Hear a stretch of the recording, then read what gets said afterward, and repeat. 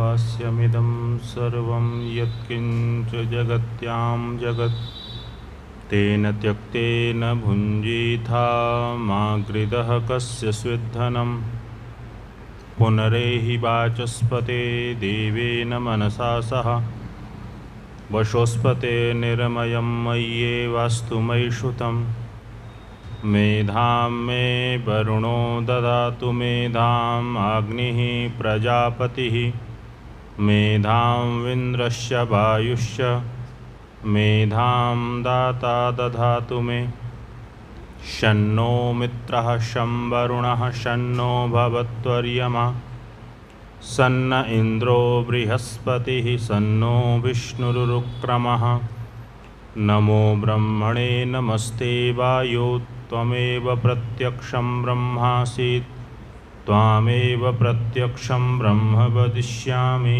ऋतं वदिष्यामि सत्यं वदिष्यामि तन्मामवतु तद्वक्तारमवतु अवतु माम् अवतु वक्तारम् ओम शांति शांति शांति। हमारे इस त्रिदिवसीय समारोह में अपने भजनों से हम सबका आह्लाद करने वाले आदरणीय श्रीयुत दिनेश पथिक जी, आर्य समाज के यशस्वी धर्माचार्य आदरणीय श्रीयुत मनु जी, जिनके भागीरथी प्रयास से समाज की विशेष गति को हम अपने इन चक्षुओं से साक्षात अनुभव कर पा रहे हैं।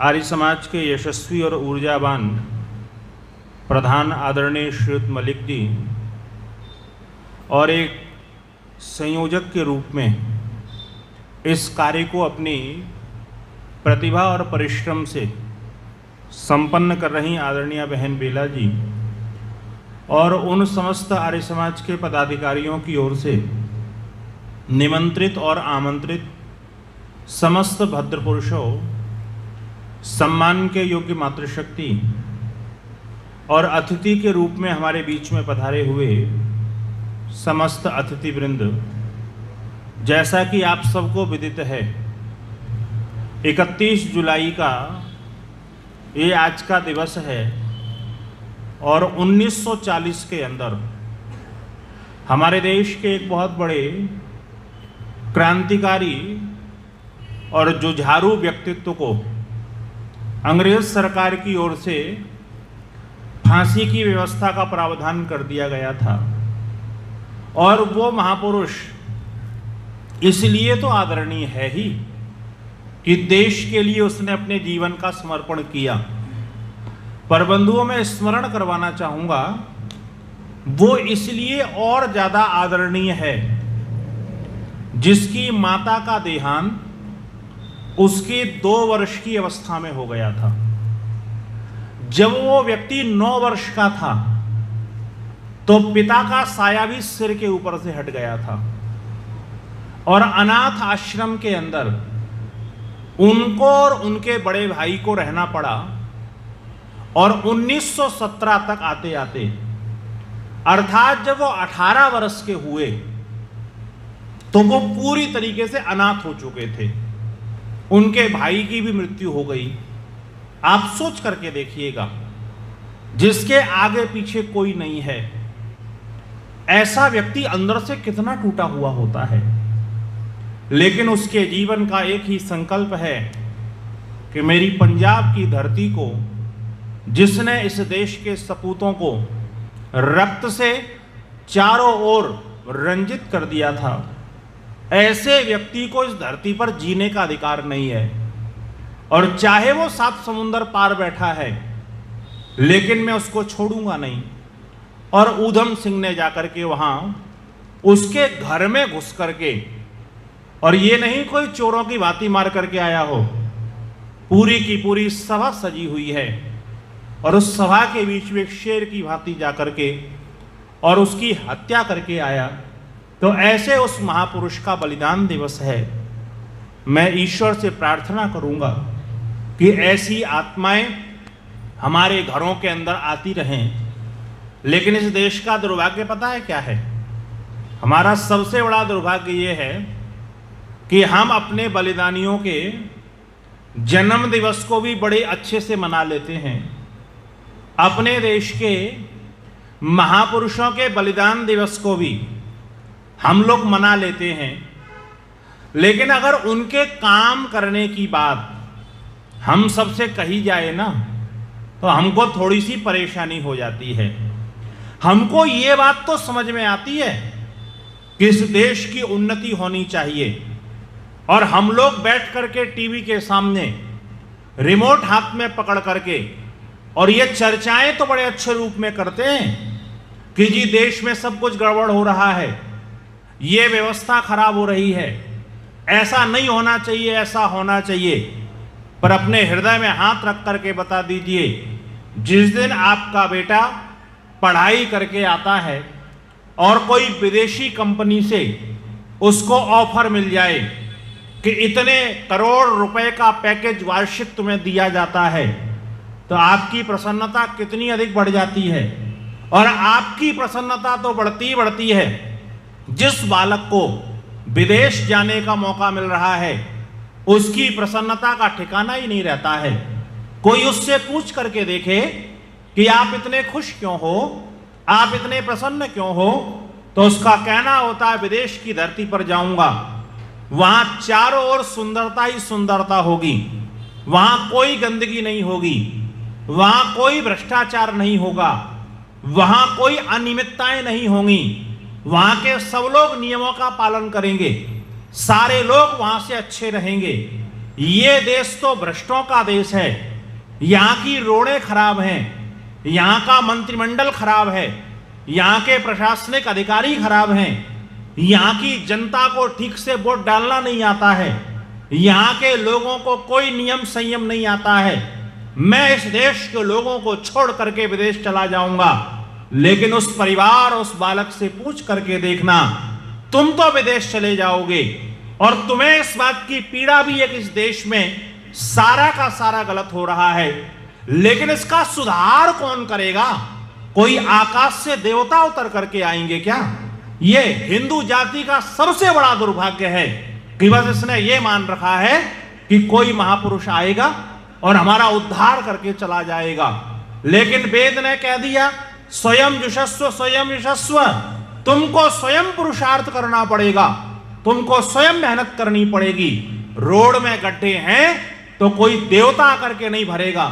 क्यों नहीं हम पुरुषार्थ करना चाहते? क्यों नहीं उसके बारे में हम सोचना चाहते? आर्य समाज की सबसे बड़ी पीड़ा यही है। आर्य समाज केवल आपको यह नहीं सिखाता है कि आप हाथों में माला लेकर के किसी जंगल के अंदर चले जाएं।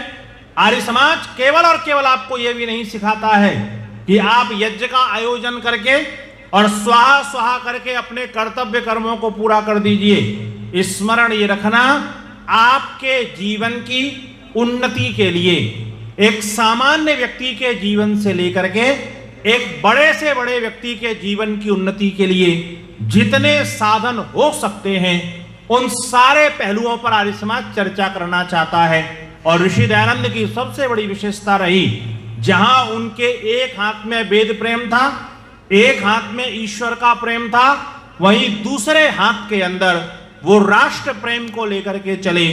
और पूरे उपलब्ध इतिहास को उठा करके देख लीजिएगा, आजादी के इतिहास के पन्नों को जब आप पलटेंगे तो इस देश को सुंदर व्यवस्था देने के लिए उस समय दो दल काम कर रहे थे। एक दल को हम गरम दल के नाम से जानते हैं और एक दल को हम नरम दल के नाम से जानते हैं। गरम दल के नेता को अगर आप तलाशेंगे तो आपको पता चलेगा गरम दल के नेता वीर सावरकर थे। और वीर सावरकर के गुरु को अगर आप तलाशेंगे, जिसने उनको विशेष प्रेरणा दे करके और विशेष समायोजना के अंदर उनको विशेष रूप से व्यवस्थित किया था, उनका नाम श्यामजी कृष्ण वर्मा था। और श्यामजी कृष्ण वर्मा को इंडिया हाउस की स्थापना करने और इंग्लैंड के अंदर भेजने का श्रेय किसी को अगर है तो वो ऋषिवर देव दयानंद सरस्वती को है। आपको यह आश्चर्य होगा, परोपकारिणी सभा की जब पहली सूची बनी है तो श्यामजी कृष्ण वर्मा का नाम उसमें आपको मिलेगा। बंबई में जो पहली आर्य समाज की स्थापना हुई है, श्याम जी कृष्ण वर्मा का नाम उसमें आपको मिलेगा। ऋषि दयानंद ये जानते थे कि हमारे देश के अंदर हो क्या रहा है, जो योग्य लोग हैं वो पढ़ने के नाम पर विदेश की धरती पर चले जाते हैं। जब योग्यता बाहर चली गई तो आपको अगर योग्य लोगों से काम करवाना है तो वो जहां पर हैं वहीं पर जाकर के आपको प्रेरणा करनी पड़ेगी। तो उन्होंने देखा कि यहां पर योग्य लोग बच नहीं रहे हैं, आने वाली जो पीढ़ी है उसमें जो भी क्रीम है वो सारी विदेश में चली जाती है। तो श्याम जी कृष्ण वर्मा को इस बात के लिए तैयार किया और चौओर से तैयार किया। श्याम जी कृष्ण वर्मा अंग्रेजी के बहुत अच्छे विद्वान थे, लेकिन पत्र व्यवहार जो ऋषि दयानंद के साथ में हुआ है तो ऋषि लिखते हैं कि मेरे भाई, केवल अंग्रेजी से काम नहीं चलेगा, तुमको संस्कृत और शास्त्रों का भी विद्वान होना पड़ेगा, क्योंकि जिसके बीच में तुम जा रहे हो वो अंग्रेजी के अपने आप में परम विद्वान हैं। तुम्हारे अंदर शास्त्र की योग्यता नहीं होगी, तुम्हारे अंदर वेद का ज्ञान नहीं होगा, तुम्हारे अंदर संस्कृत की योग्यता नहीं होगी, तो तुम और वो समानांतर दिखाई देंगे। इसलिए तुम योग्य बनकर के उनके बीच में जाओ। तो गरम दल का नेतृत्व करने का श्रेय अगर किसी को है तो वो ऋषिवर दयानंद सरस्वती को है। और नरम दल को आप उठा करके देख लीजिए, नरम दल के नेता आपको महात्मा गांधी मिलेंगे। महात्मा गांधी के गुरु को जब आप तलाशेंगे तो गोपाल कृष्ण गोखले उनके गुरु मिलेंगे। गोपाल कृष्ण गोखले के गुरु को तलाशोगे तो महादेव गोविंद रानाडे उनके गुरु मिलेंगे। महादेव गोविंद रानाडे के गुरु को तलाशोगे तो आपको महर्षि दयानंद सरस्वती उनके गुरु मिलेंगे। क्योंकि ऋषि दयानंद ये जानते थे कि केवल बातों बातों से आजादी नहीं आएगी और केवल मार मार से भी आजादी नहीं आएगी। जो लातों के भूत हैं उनको लातों से मनाओ और जो बातों से मानने वाले उनको बातों से मनाओ, क्योंकि हर लड़ाई का अंतिम समाधान बात पर ही जाकर के निश्चित होता है।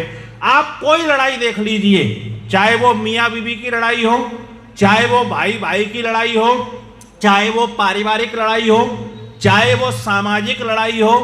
इसीलिए हमारे यहाँ एक बहुत बड़ा ग्रंथ है, महर्षि पतंजलि ने उसको लिखा। संस्कृत का जो भी परम विद्वान बनता है उस ग्रंथ को उसको पढ़ना ही पड़ता है। महाभाष्य उसका नाम है। तो बहुत सारे प्रसंग उसके अंदर हैं। एक प्रसंग में वो कहते हैं कि अगर कभी आपको लड़ना पड़े तो लड़ने के बहुत सारे उपाय वो बताते हैं कि कैसे कैसे लड़ो। आप मियाँ बीवी जब लड़ते हैं ना कई बार, तो इन उपायों का प्रयोग करके देख लेना।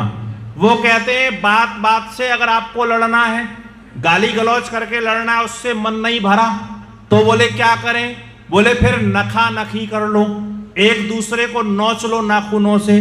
उससे भी अगर आपका मन ना भरे तो केशा केशी कर लो, बाल पकड़ करके खींच खींच करके लड़ो।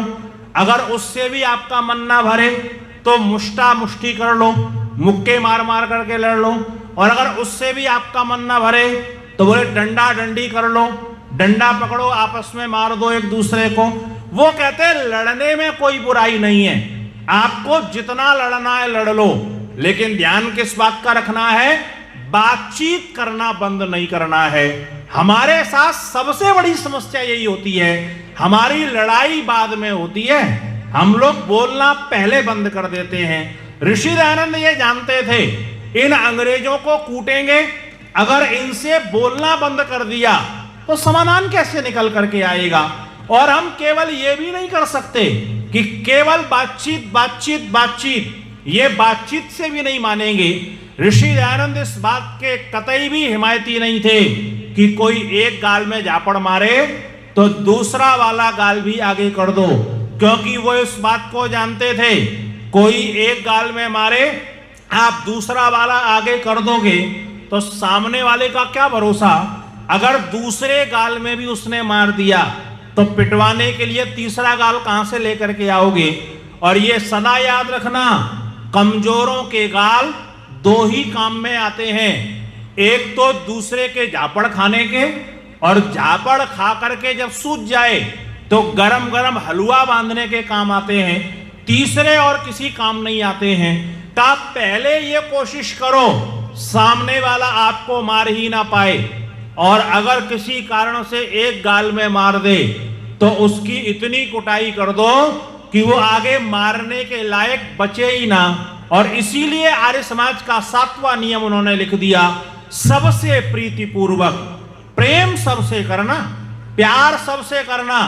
लेकिन हर कोई प्यार से नहीं मानता है, किन्हीं लोगों के लिए कुछ उपचार करना पड़ता है। तो आगे नियम को बढ़ाते हुए उन्होंने कहा, सबसे प्रीतिपूर्वक, धर्मानुसार और यथा योग्य बर्ताव करना। प्रेम और धर्म का आचरण तो करना, लेकिन अगर इन दोनों चीजों से आगे बढ़ करके कोई शठ अगर शठता पर उतर आया है, प्रेम की भाषा नहीं समझ रहा है, तो वहां फिर उसको लात की भाषा समझाने का प्रयास करना, यथा योग्य व्यवहार जीवन के अंदर अपना करके रखना। तो इन दोनों दलों का सामंजस्य करके ऋषि दयानंद ने एक अच्छे राष्ट्र की परिकल्पना की। पर यह स्मरण रखना, चाहे ऋषि दयानंद सरस्वती हो, चाहे भगत सिंह हो, और चाहे उस समय के बड़े बड़े चिंतक और विचारक हो, वो ऐसे राष्ट्र की कल्पना तो नहीं करते थे। जिन महापुरुषों ने इस देश के लिए अपने जीवन का बलिदान समर्पित किया, उनके मन के अंदर ये भावना नहीं थी जिस भावना से आज ये देश गुजर रहा है। उपनिषद के अंदर एक मंत्र आता है, आप सब लोग शायद अगर स्वाध्यायशील होंगे तो उस मंत्र से आप लोग परिचित होंगे। मंत्र है, पूर्णमदा पूर्णमिदं पूर्णात् पूर्णमुदच्यते पूर्णस्य पूर्णमादाय पूर्णमेवावशिष्यते। भाव उसका यह है, उस पूर्ण संसार की संरचना की, और पूर्ण जब कोई चीज बनाता है तो वो पूर्ण ही बनाता है, अपूर्ण कोई वस्तु वो नहीं बनाता है। पूर्ण जब भी बनाएगा तो उसका अवशेष जो रहेगा वो पूर्ण ही होगा, अपूर्ण उसमें कुछ नहीं रहेगा। अगर इस मंत्र के अंदर आज के देश की परिस्थिति को देखते हुए मुझे बदलाव करने का अधिकार दे दिया जाए, तो मैं इस मंत्र को कुछ इस प्रकार से देश की स्थिति को देख करके कहने का प्रयास करूंगा, भ्रष्टमदः भ्रष्टमिदं भ्रष्टा भ्रष्टमुदच्यते भ्रष्टस्य भ्रष्टमादाय भ्रष्टमेवावशिष्यते। कि अगर भ्रष्ट में से कुछ निकालोगे तो आपको भ्रष्ट ही मिलने वाला है, और जब शीर्ष से कोई काम गलत होता है तो नीचे आकर के वो काम बहुत विशेष रूप से गलत हो जाता है। मैं एक सामान्य सा उदाहरण दिया करता हूं कि एक जगह पर एक सरकारी बहुत अच्छा संग्रहालय था, वहां बहुत सारी चीजें रखी हुई थी, एक स्टोर रूम के रूप में उसका काम लिया जाता था। तो वहां पर एक भ्रष्ट अधिकारी आया, उसने देखा कि वहां पर एक बहुत सुंदर सा तख्त पड़ा हुआ है, तो उसके मन में थोड़ा लालच आया। सागौन की लकड़ी का तख्त है, नक्काशी भी इसमें बहुत सुंदर रूप से की हुई है।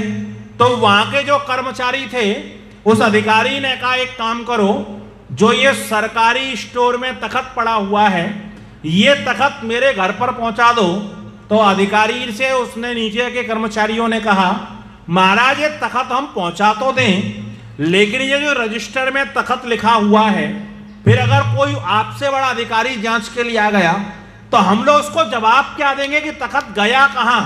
तो उसने कहा, उसमें क्या परेशानी है, ये तख्त लिखा हुआ है, तो एक काम करो, तख्त पहुंचाओ मेरे घर में।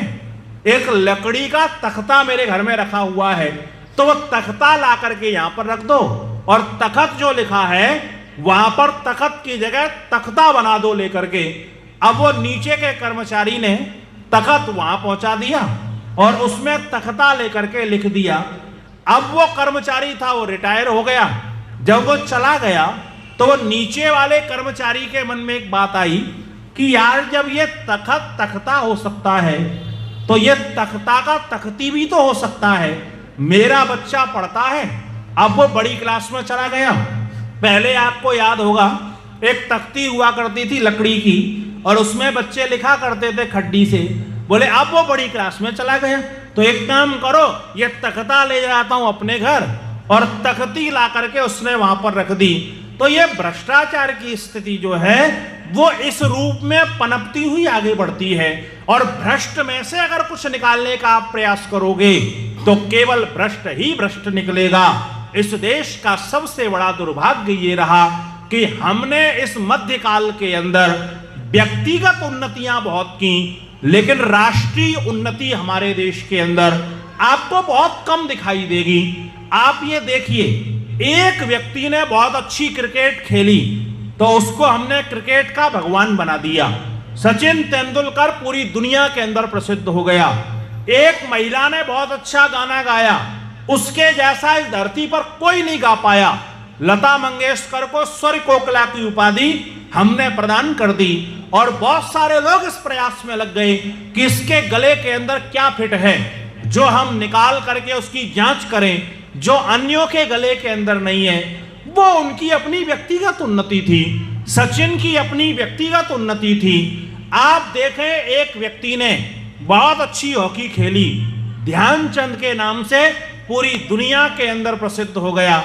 हमारे देश के अंदर व्यक्तिगत उन्नतियां बहुत हुई, लेकिन राष्ट्रीय उन्नति के नाम पर देखो तो बहुत चारों ओर आंसू बहाने का मन करता है। और आप देखिए, जो व्यक्ति विदेश की धरती में घूम करके आ जाता है उसका तो शायद यहां मन ही नहीं लगता है कि जी चारों ओर गंदगी दिखाई दे रही है, चारों ओर कैसा वातावरण दिखाई दे रहा है, ना कोई व्यवस्था है, ना कोई सिस्टम है। और आप दुर्भाग्य देखिए, इस देश का व्यक्ति जब विदेश में जाता है तो पूरा ईमानदार रहता है, लेकिन जैसे ही यहां पर लौट करके आता है तो उसके अंदर एक अलग प्रकार का बदलाव आ जाता है। कभी आप अनुभव करके देखिए, विदेश में जब आप जाएंगे, सीढ़ियों से जब व्यक्ति वहां उतरेगा तो आधे व्यक्ति अपनी साइड से जा रहे हैं, आधे व्यक्ति अपनी साइड से जा रहे हैं। लेकिन हमारे यहाँ रेलवे स्टेशनों में देख लो, आदमी कभी भी बगल से नहीं उतरेगा, वो बीच में से ऐसा हाथ करता हुआ उतरता है। उसको ना व्यवस्थाओं से कोई लेना देना है, ना उसको सिस्टम से लेना देना है। हमारे यहाँ सरकारी ऑफिसों में आप चले जाइए तो वो ऑफिस 12 बजे तो खुलते हैं, 1:30 बजे खाना खाने के लिए चले जाते हैं, और ठंड के दिन हो तो अंदर कोई बैठना पसंद नहीं करता है, सारे धूप सेकते रहते हैं। लेकिन हमारे देश के यही व्यक्ति जब विदेशों में नौकरी करने के लिए जाते हैं तो 10-10, 11-11 घंटे ये खड़े होकर के आराम से काम करते हैं।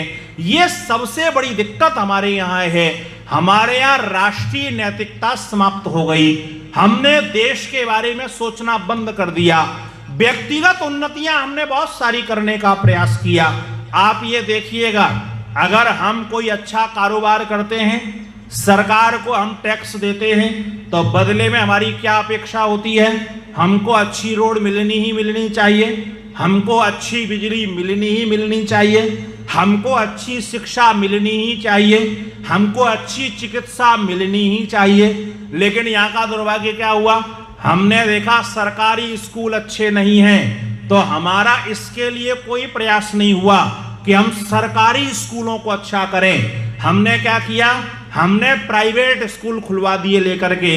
व्यक्तिगत उन्नति हमने कर ली, राष्ट्रीय उन्नति को गौण कर दिया। हमने देखा चिकित्सा के क्षेत्र में सरकारी हॉस्पिटल अच्छा काम नहीं कर रहे हैं, तो हमने क्या किया? प्राइवेट अस्पताल खुलवा दिए लेकर के। व्यक्तिगत उन्नति कर ली, राष्ट्रीय उन्नति को वहीं पर दबा दिया। अब हमने क्या देखा कि बिजली देने का काम सरकार का और व्यवस्था का है। व्यवस्था बिजली हमको नहीं दे पा रही है, तो हमारे पास पैसा था, हमने एक बड़ा सा जनरेटर लेकर के लगवा लिया। हमारी बिजली की समस्या का समाधान तो हो गया, लेकिन राष्ट्रीय बिजली की समस्या का समाधान कहां पर होगा? हमको पानी अच्छा चाहिए था, सरकार उपलब्ध नहीं करवा पाई, तो हमने क्या किया? हमने व्यक्तिगत पानी की व्यवस्था कर ली, आरओ को बढ़िया सा लगवा लिया, पानी स्वच्छ लेकर के हमने पीना प्रारंभ कर दिया। तो जो भी समस्या राष्ट्रीय समस्या थी, हमारे देश के लोगों ने व्यक्तिगत उन्नति कर ली, लेकिन राष्ट्रीय उन्नति को उन्होंने एक तरफ लेकर के रख दिया। स्मरण ये रखना, अगर अपने देश को सुव्यवस्थित देखना चाहते हो और मन के अंदर ये भाव है कि मेरा देश सर्वोपरि हो, मेरा देश फिर से प्राचीन परंपरा और प्राचीन स्थिति में पहुंच जाए, मेरा देश फिर से विश्वगुरु के नाम से जाना जाए, मेरा देश फिर से सोने की चिड़िया के नाम से जाना जाए, यहां पर इस देश के अंदर गौतम और कणाद जैसे दार्शनिक तत्वों के जाता हों, इस देश के अंदर भीम और अर्जुन जैसे योद्धा हों। इस देश का ये सौभाग्य रहा कि सृष्टि के प्रारंभ से लेकर के और 5000 वर्ष पर्यंत जितना भी इस दुनिया में कुछ बड़ा हुआ है वो इस देश के अंदर हुआ है। विद्वान सबसे बड़े अगर कहीं पर हुए तो ब्रह्मा से लेकर के जैमिनी पर्यंत ऋषियों की और पतंजलि आदि मुनियों की परंपरा, आचार्य यास्क जैसे आचार्यों की परंपरा, चाणक्य जैसे राजनीतिज्ञों की परंपरा, कृष्ण जैसे महान व्यक्तित्व की परंपरा, मर्यादा पुरुषोत्तम राम जैसे विशेष व्यक्तित्व की परंपरा इस देश के अंदर हुई। अगर सबसे पहला राजा इस धरती पर कहीं पर हुआ तो वो इस भारतवर्ष के अंदर ही पैदा हुआ। चक्रवर्ती सम्राट अगर पूरी दुनिया में कहीं पैदा होते थे तो वो उस देश के अंदर ही पैदा होते थे। अगर आप धनवान और दानी व्यक्तियों को देखें तो भामाशाह जैसा व्यक्ति अगर इस धरती पर कहीं पैदा हुआ तो वो इस भारतवर्ष के अंदर ही पैदा हुआ। दधीची जैसे लोग जिन्होंने अपनी हड्डियां तक दान कर दी वो अगर कहीं पैदा हुए तो वो इस देश के अंदर पैदा हुए। अगर हरिश्चंद्र जैसे दानियों को देखें जिन्होंने अपने पत्नी और बच्चों को भी धर्म के लिए दान कर दिया, आप शिवी जैसे लोगों को देखें तो वो इस देश के अंदर ही पैदा हुए। बंधुओं, ये सौभाग्य की बात भी है, इतिहास पर गर्व भी करना चाहिए, लेकिन जो लोग केवल अपने इतिहास पर जीना जानते हैं उन लोगों की विशेष उन्नति नहीं होती है। तो ये खोजने का प्रयास हमको करना चाहिए कि ऐसा पहले क्या था जिससे हमारी उन्नति इतनी थी, अब वो ऐसा क्या हमारे पास से चला गया जिससे हमारी उन्नति कहीं ना कहीं बाधित हो गई। कुछ बिंदुओं पर मैं भागते भागते आपका ध्यान केंद्रित करवाना चाहता हूं कि वो कौन से कारण हैं जिसके कारण से हमारी व्यक्तिगत उन्नति भी नहीं हो रही है और हमारी सामाजिक उन्नति भी नहीं हो रही है, हमारी राष्ट्रीय उन्नति भी नहीं हो रही है। उसका सबसे बड़ा कारण है हमारे अंदर से जिज्ञासा का खत्म हो जाना। आज हमारे मन में कोई जिज्ञासा नहीं है, मैं क्यों आया, मेरे जीवन का उद्देश्य क्या है। बस स्मरण रखना एक क्रम बना हुआ है, जन्म लेंगे, खेलेंगे कूदेंगे, अपनी पढ़ाई लिखाई करेंगे, अच्छी नौकरी अच्छा व्यवसाय करेंगे, पैसा कमाएंगे, घर अच्छा बनाएंगे, अच्छी सी लड़की से विवाह करेंगे, घर में संतान आएगी, फिर संतान को पढ़ाएंगे लिखाएंगे, उसकी नौकरी लगवा देंगे, उसको पैसा कमाने लग जाएगी, फिर एक अच्छी सी बहू ले आएंगे, बेटी की शादी कर देंगे, अच्छा दामाद ले आएंगे, नाती पोते हो जाएंगे और उनको खिलाते खिलाते एक दिन दुनिया को छोड़ करके चले जाएंगे। बस इसके अलावा हमारा कोई चिंतन नहीं है, कोई मन के अंदर जिज्ञासा पैदा नहीं होती है कि मेरा अपने प्रति क्या दायित्व है, मेरा देश के प्रति क्या दायित्व है, मेरा समाज के प्रति क्या दायित्व है, मेरा मानवता के प्रति क्या दायित्व है।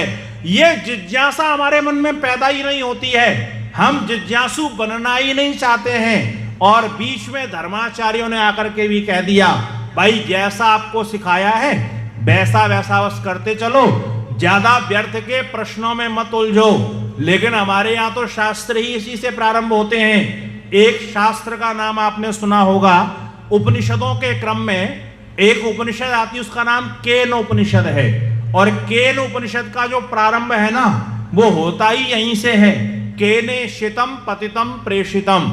वहां पर यह प्रश्न पूछा गया कि ये तो सोचो कि ये दुनिया किसके द्वारा बनी हुई है।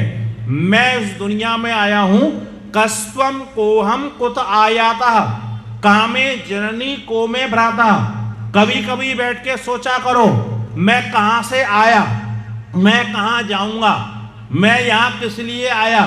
ये माता पिता मेरे इसी जन्म के हैं, पिछले जन्मों में मेरे कौन माता पिता थे, मुझे जीवन में किन चीजों का संग्रह करना है, कौन सा ज्ञान मेरे अंदर होना चाहिए। क्या इन बारों में हम सोच पाते हैं? नमक मिर्ची धनिया में ही बस लगे हुए हैं कि इनको कैसे संग्रहित करो, पेट का पालन करो। अगर यही काम होना है तो पशुओं में और हमें अंतर क्या होगा? पशु भी तो यही करता है, प्रातः काल भोजन की खोज में निकल जाता है, शाम तक खोज करके पेट भर के अपने घोंसले में अपने घर में लौट आता है और रात में सो के सवेरे से फिर उसी काम में चल देता है। थोड़ा सा तो जीवन के अंदर बदलाव करना पड़ेगा। ये जिज्ञासा अपने जीवन में पैदा करो। राष्ट्र के प्रति मेरे क्या कर्तव्य हैं, परिवार के प्रति मेरे क्या कर्तव्य हैं, अपने प्रति मेरे क्या कर्तव्य हैं। अपने चिंतन को विशाल बनाओ, अपनी सोच को विशाल बनाओ। लेकिन आप दुर्भाग्य देखिए, हमारी बात जाने दीजिए, हमारे छोटे छोटे बच्चे स्कूल में जाते हैं, आज उनकी जिज्ञासा को भी मारा जाता है। छोटे बच्चे जब होते हैं तो उनके अंदर प्रश्न बहुत सारे होते हैं, ये क्या है, ये क्या है, ये क्या है। पहले तो माता पिता मार मार करके उनको पूछना बंद करवा देते हैं। इसलिए मैं निवेदन किया करता हूं, आपके घर में छोटा बच्चा हो और अगर वो प्रश्न कर रहा है तो दो काम कभी मत करना। एक तो डांट करके उसको शांत मत कर देना और दूसरा उसको कभी गलत जानकारी मत दे देना। क्योंकि हम लोग क्या करते हैं, हमें कई प्रश्नों के उत्तर ही नहीं आते हैं। अब जब उत्तर नहीं आते तो दो ही उपाय होता है। कमजोर आदमी जो होता है ना, या तो वो गुस्सा करता है या वो मारता है। तो जब माता पिता को प्रश्न का समाधान नहीं आया, अब बच्चों के प्रश्न भी बड़े उटपटांग होते हैं। मेरा छोटा बेटा भी मुझसे एक दिन पूछने लगा, बोले तात ये पानी ऊपर से क्यों बरसता है, ये नीचे से क्यों नहीं बरसता है। अब मेरे पास उपाय क्या है? एक उपाय तो ये उसको मार करके चुप कर दूं कि चुप रह, बेवकूफी वाला सवाल कर रहा है। और ये निश्चित बात मान करके चलिए, न्यूटन ने इस धरती पर ये खोज की गुरुत्वाकर्षण बल की। अगर न्यूटन अपने माता पिता के पास जाता ना और ये प्रश्न करता कि जी ये सेव ऊपर से नीचे ही क्यों आता है, तो माता पिता क्या कहते कि छोरा हमारा पागल हो गया, इसको एडमिट करवाओ अस्पताल में जाकर के। ये तो उल्टी बात करने लगा। अगर उसके मन में वो जिज्ञासा पैदा ना होती तो आज दुनिया को इतना बड़ा गुरुत्वाकर्षण बल का सिद्धांत प्राप्त नहीं हो पाता। ये जिज्ञासा पैदा करना पड़ेगी। अगर ऋषि दयानंद के मन में उस दिन जिज्ञासा पैदा ना होती और वो ये ना सोचते कि ये मौत क्या होती है, अरे हर कोई मर रहा है, क्या हमारे मन में कोई प्रश्न पैदा हुआ कि ये मर गया तो मर के कहां चला गया? ये थोड़ी देर पहले बात कर रहा था, हंस रहा था, बोल रहा था। हमारे मन के अंदर प्रश्न पैदा नहीं होते हैं। और प्रश्न पैदा होना जिस देश के नागरिकों के मन में बंद हो जाए, उस देश का नागरिक कभी उन्नति नहीं कर सकता है। अपने बच्चों को आजादी देना, उनकी जिज्ञासा को कभी समाप्त मत होने देना। और स्कूल के अंदर पेरेंट्स मीटिंग में आप कभी चले जाओ तो आपको ये अनुभव होगा कि सबसे अच्छा बच्चा कौन सा माना जाता है। मैं वैसे तो जाता नहीं, कार्यक्रमों में बाहर रहना पड़ता है, लेकिन कभी कभी चक्कर में आ जाता हूं। एक दिन देवी जी ने कहा स्कूल चलना है, बुलाया है। वहां पर पहुंचे तो साहब वहां ऐसा बिठा दिया लेकर के, और मैडम बीच में आकर के हर माता पिता को डांटे, बोले जी आपका बच्चा बहुत बदमाशी करता है, आपका बच्चा ये करता है, आपका बच्चा बहुत प्रश्न पूछता है, आपका बच्चा बहुत उछल-कूद करता है। वो कहे जी मैडम ठीक है, हम उसको सुधार करेंगे, उसको हम ठीक करेंगे। एक को उन्होंने कहा जी आपका बच्चा बहुत अच्छा है, बिल्कुल चुपचाप डिसिप्लिन में आकर के बैठता है, वो कुछ भी नहीं पूछता है, ना कुछ बोलता है, ऐसा शांत बच्चा बहुत बढ़िया बच्चा है। मैंने अपनी देवी से कहा कि मैंने कहा इसकी माँ से मेरे को मिलवाओ। बोले जी क्यों? मैंने कहा ये तो बीमार है बेचारा, इसको तो अस्पताल में भर्ती करवाना चाहिए। बोले तुम चुपचाप बैठो, लड़ाई करवाओगे क्या? मैंने कहा अच्छा एक बात बताओ, अगर बुढ़ा उछल कूद करने लग जाए तो हमारे यहाँ क्या कहा जाता है जी ये बीमार हो गया, और बच्चा अगर शांत हो जाए तो वो क्या हो गया? वो बीमार हो गया। अरे बच्चा उछल कूद नहीं करेगा तो कौन करेगा? बच्चा सवाल नहीं करेगा तो क्या बूढ़ा व्यक्ति करेगा? बूढ़े व्यक्ति के सवाल समाप्त हो चुके हैं, उसकी उछल कूद समाप्त हो चुकी है। अपने बच्चों का भविष्य हम व्यर्थ की विवादों के अंदर ऐसा फंसाते हुए चले जा रहे हैं। मेरा निवेदन यह है, उनकी जिज्ञासाओं को मरने मत देना, उनकी जिज्ञासा को पैदा करके और पनपाने का प्रयास करना। आप अपने मन के अंदर एक जिज्ञासा का भाव लेकर के आइए। आप ये सोच करके चलिए कि मुझे जिज्ञासु बनना है, नई नई चीजों की खोज मेरे जीवन के अंदर आए। आप ये स्मरण रखिए, अगर ये जिज्ञासा का गुण हमारे पास में होता तो आज इस मोबाइल का आविष्कार करने वाला कोई भारत का व्यक्ति होता। हमने अपने लोगों पर विश्वास करना बंद कर दिया, हमारे मन के अंदर कोई जिज्ञासा नहीं होती है। आप कहेंगे जी कैसे आविष्कारक होता? हमारे यहाँ एक बहुत बड़े विद्वान हुए संस्कृत जगत के, जिनको कालिदास के नाम से पूरी दुनिया जानती है। आप सबने कालिदास का नाम सुना होगा। कालिदास के बहुत सारे ग्रंथ बहुत प्रसिद्ध हैं। एक उनका ग्रंथ है मेघदूतम नाम का।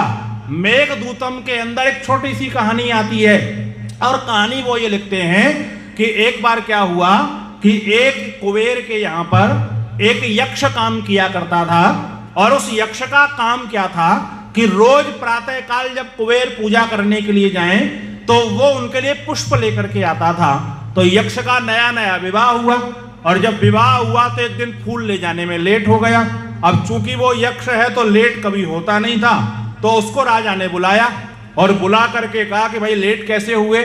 बोले जी विवाह हुआ नया नया, पत्नी से बात करने में रात में ज्यादा रात हो गई, सोने में प्रातःकाल देर से उठा, इसलिए ये अब लेकर के आया। राजा को बड़ा गुस्सा आया, बोले पत्नी के चक्कर में तू मुझे भूल रहा है, जा मैं तुझे श्राप देता हूं। और श्राप दे करके उसको इधर उत्तराखंड में ला करके उसको पटक दिया। बोले तू अब यहां पर रहे आराम से, पत्नी से 1 वर्ष के लिए दूर कर दिया।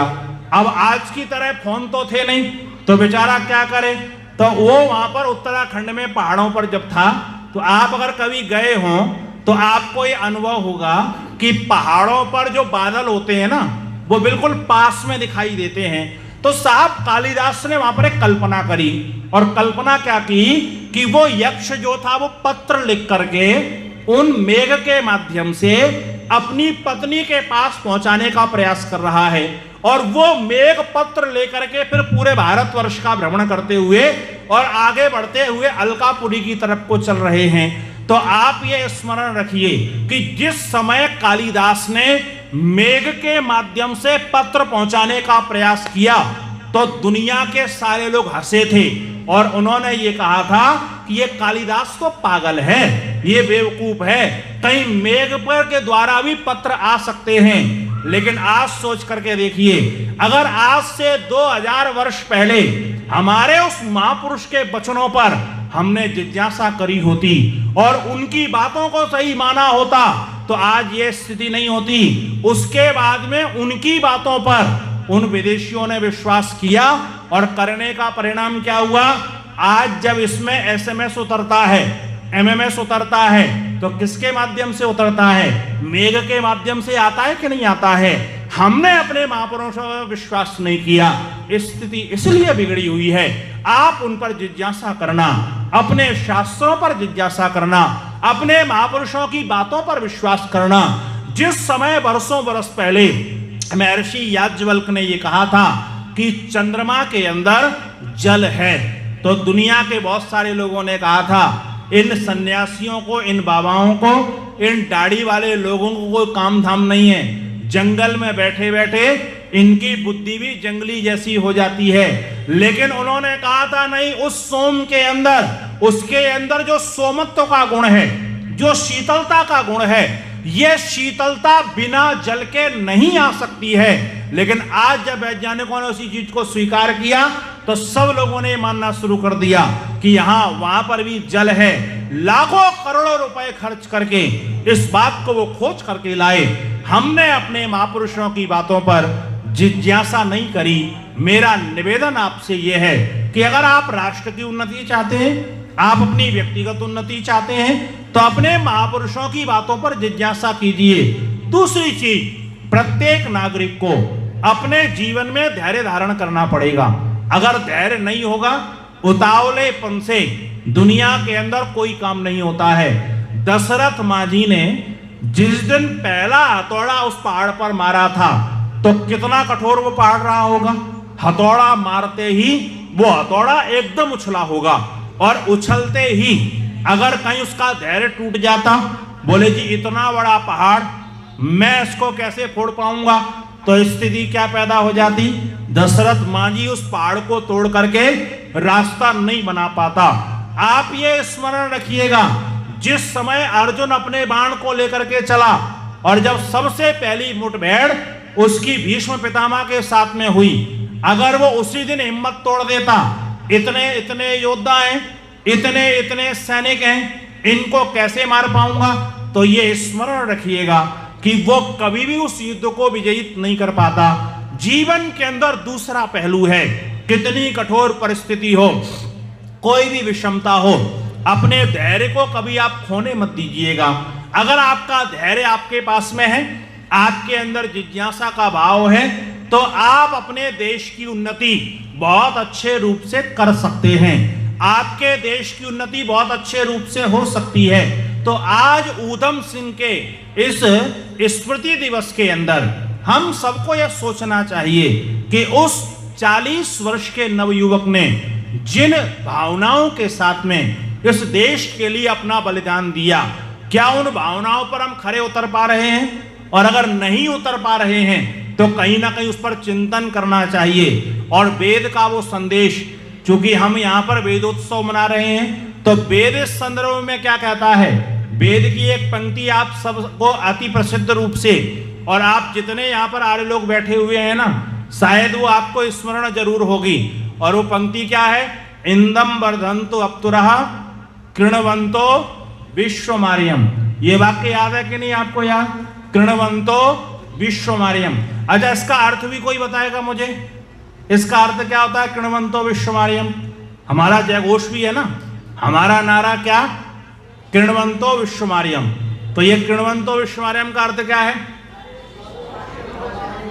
क्या अर्थ है? ये आपको किसने बताया? कौन से शास्त्री जी ने? झूठ बोल रहे हैं ना? बताया आपको किसी ने नहीं, आप केवल सुन सुन करके कह रहे हैं। कृणवंतो विश्वमार्यम, केवल सुन सुन के कह रहे हैं ना।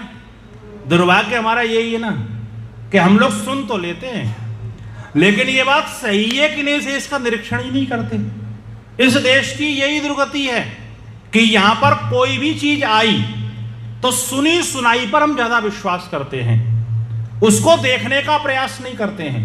बोले जी कौआ कान ले गया, तब रोना शुरू कर दिया, जी कौआ कान ले गया। अब हम ये नहीं सोचते अपना कान भी तो देख लो कि कान हमारे पास में है कि नहीं है। अगर कोई कह रहा है तो सही कह रहा होगा। वो हमारे उपदेशक लोग सुनाया करते हैं ना कि एक सेठ जी ने अपने मुनीम से मजाक कर दी। बोले मुनीम तेरी पत्नी जो है ना विधवा हो गई। तो मुनीम एकदम उठा बढ़वा के भागा। लोगों ने कहा मुनीम मुनीम क्या हुआ क्या हुआ क्या हुआ? बोले जी मेरी पत्नी विधवा हो गई। तो एक व्यक्ति ने समझाया, रे पागल, जब तू जिंदा है तो तेरी पत्नी कैसे विधवा हो जाएगी? तो बात तो उसको समझ में आई, लौट के फिर सेठ जी के पास आ गया। सेठ जी ने कहा अच्छा एक बात बता, तू गया था पर लौट के क्यों आ गया? बोले सेठ जी एक बात बताओ, जब तक मैं जिंदा हूं तो मेरी पत्नी विधवा कैसे हो सकती है? सेठ जी थोड़े और प्रत्युत्पन्नमती थे, थोड़े और बुद्धिमान थे। उन्होंने कहा अच्छा बता तेरी मां विधवा है कि नहीं? बोले हाँ सेठ जी मां तो विधवा है। तो बोले मां विधवा हुई तो तू जिंदा है कि नहीं? बोले हाँ मैं जिंदा हूं। बोले जब तेरे जिंदा रहते तेरी मां विधवा हो सकती है तो तेरी पत्नी विधवा क्यों नहीं हो सकती? तो छाती पीटते हुए फिर से भगा लेकर के। जब फिर से भगा तो उन्होंने कहा जी अब क्या हो गया? बोले जी मेरी मां तो तब भी विधवा हो गई, मैं जिंदा बैठा हुआ था। तो उन्होंने कहा तेरा बाप मरा था तब मेरी मां विधवा हुई। तो वो एक बात कहता है, बोले जी बात तो आप सबकी सही है, लेकिन सेठ जी इतना बड़ा आदमी है, कोई झूठ थोड़ी ना बोल रहा होगा, सही बोल रहा होगा, मेरा हितैषी भी वो है। तो हमारे साथ दिक्कत ये है ना कि हम लोग दूसरों की गलत बातों पर भी विश्वास कर लेते हैं। अगर देश को और अपनी उन्नति करनी है तो ये विश्वास कम करना शुरू कीजिए। और आचार्य चाणक्य तो ये कहते थे कि अपने ऊपर भी विश्वास मत करो, कभी कभी अपने ऊपर भी अविश्वास पैदा कर लेना, तब आप जीवन के अंदर उन्नति कर सकते हैं। तो आर्यो आज सुन लो, कृणवंतो विश्वमार्यम का अर्थ सारे विश्व को आर्य बनाओ ये नहीं होता है। और ये बोलना मत, कोई वेद का विद्वान मिल गया तो आपकी मजाक बना देगा लेकर के। हम लोग यही कहते हैं कृणवंतो विश्वमार्यम, सारे विश्व को आर्य बनाओ। वेद के अंदर विश्व शब्द जो आता है, विश्व शब्द सामान्य संस्कृत में विश्व शब्द का अर्थ विश्व के रूप में आता है, संसार के रूप में। लेकिन वेद में जितनी बार भी, ध्यान से सुन लीजिए, क्योंकि ये बात आपको हम ही बता पाएंगे, कोई दूसरा नहीं बताएगा, और आपको ही बताएंगे, कोई गिरजाघर में जाकर के नहीं बताएंगे। तो कठिन भी लग रही हो तब भी सुनो, और इसलिए सुनो कि हमारी कहीं दूसरी जगह हमारा अपमान ना हो जाए, अपयश ना हो जाए। तो ये ध्यान रखना कि कोई भी आपको ये कहे कृणवंतो विश्वमार्यम का अर्थ सारे विश्व को आर्य बनाओ, ये कदापि इसका अर्थ नहीं होता है। क्योंकि ये विश्व शब्द है, सामान्य संस्कृत में विश्व शब्द का अर्थ संसार होता है, लेकिन वेद में जहां पर भी विश्व शब्द आया है ये संसार के अर्थ में नहीं आया है, ये जो है संपूर्ण के अर्थ में आया है। ये संसार का से कोई लेना देना नहीं है। अब आप कहेंगे कहां कहां पर आया, तो ज्यादा वेद में तो आपको घुमाता नहीं। 8 मंत्र आप सबको याद है ना, ईश्वर स्तुति प्रार्थना उपासना का। पहला मंत्र बोल लीजिए, क्या है? विश्वानि देव। पहला ही शब्द क्या है? विश्वानि। अब यहां पर विश्वानि शब्द का अर्थ क्या है? संसार है क्या? संसार नहीं है, सब अर्थ यहां पर है। एक दूसरा मंत्र आता है, और वो मंत्र कौन सा है? तीसरा मंत्र बोल करके देखिए, क्या है तीसरा मंत्र? या आत्मदा बलदा यस्य विश्व उपासते। वहां पर विश्व का अर्थ क्या है? वहां पर विश्व का अर्थ संसार नहीं है, वहां पर विश्व का अर्थ सब है।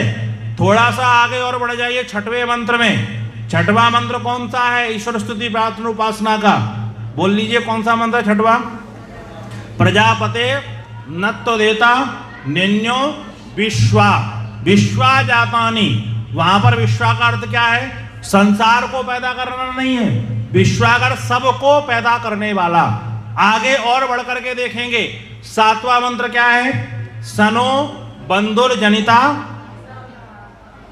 आगे क्या है? आगे क्या है? फिर से बोल लीजिए इकट्ठे मिलकर के। सनो धामानि वेद भुवनानि विश्वा। यहां पर भी क्या अर्थ है? सब अर्थ है।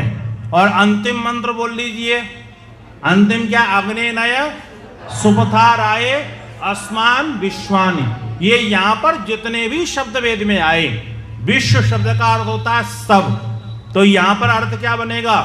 कृणवंतो विश्वमार्यम। तो ये कभी मत कहना संसार को आर्य बनाओ, संसार को आर्य नहीं, कृणवंतो बनाओ आर्यम, आर्य किसको? विश्वा सबको, संसार को आर्य नहीं, सबको आर्य बनाओ।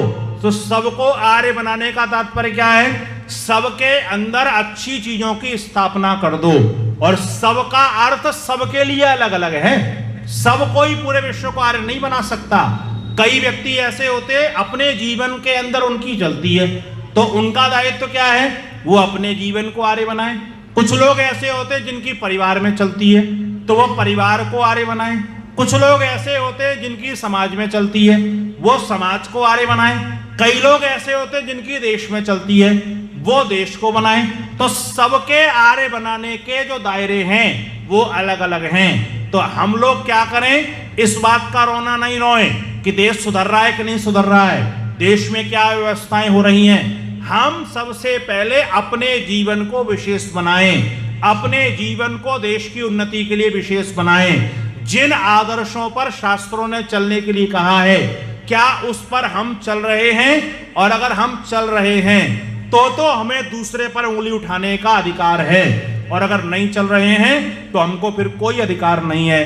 तो आज हम लोग इस बलिदान दिवस से ये प्रेरणा लेने का प्रयास करें कि हम अपने व्यक्तिगत जीवन को अच्छा बनाएं, अपने अंदर जिज्ञासा का भाव पैदा करें, अपने अंदर धैर्य को हम धारण करने का प्रयास करें। और जब ये सारी चीजें हमारे जीवन के अंदर होंगी तो हमारा देश विशेष उन्नति को प्राप्त होगा। तो एक बार पुनः मैं आप सबको ऊधम सिंह के इस बलिदान दिवस पर, स्मृति दिवस पर प्रेरणा लेने का विशेष आग्रह करता हूं, और उनके जीवन की जो विशेषताएं हैं हम सबके जीवन के अंदर आए।